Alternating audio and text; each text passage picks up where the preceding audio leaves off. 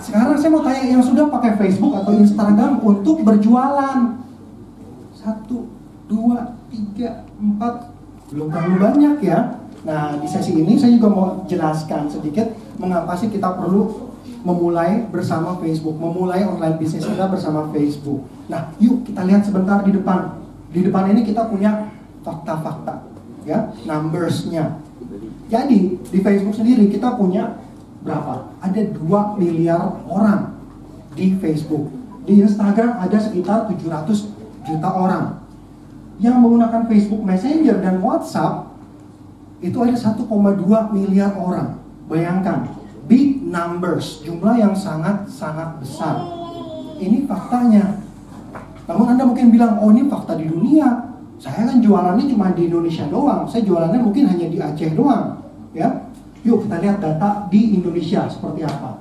Di Indonesia sendiri, penggunanya itu sudah 115 juta orang dan 97% pengguna Facebook Indonesia itu mereka mengaksesnya menggunakan handphone mereka.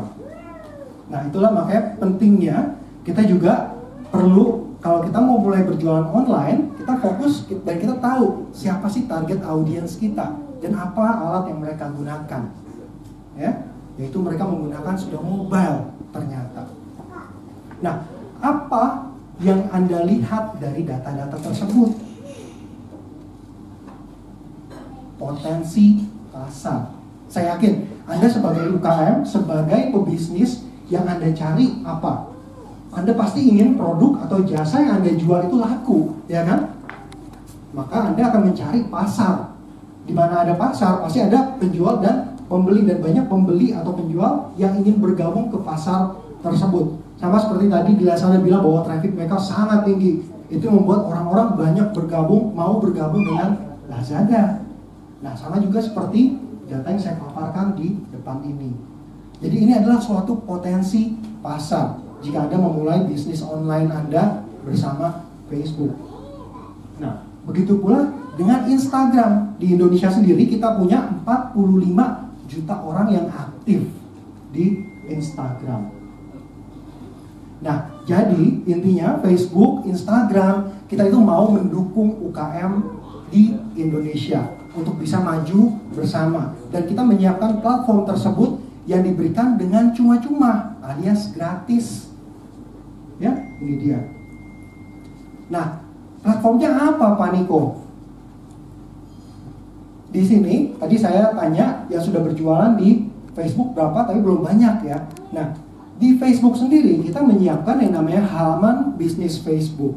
Itu bisa Anda gunakan untuk berjualan sebagai istilah itu storefront Anda di dunia maya atau di dunia online. Nah, itu kita sediakan dengan sangat gratis. Anda cukup mengaksesnya, Anda bikin halaman bisnis Facebooknya, lalu Anda tinggal promosiin saja halaman tersebut.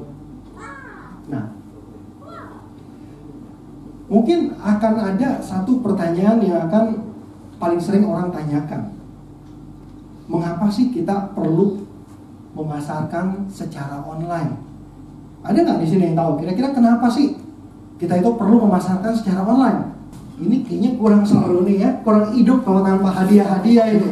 Nah, mungkin kalau ada hadiah, baru akan ada yang mau jawab ini. Ayo, siapa yang mau jawab? Nah, Mas, silakan Mas. Kenapa?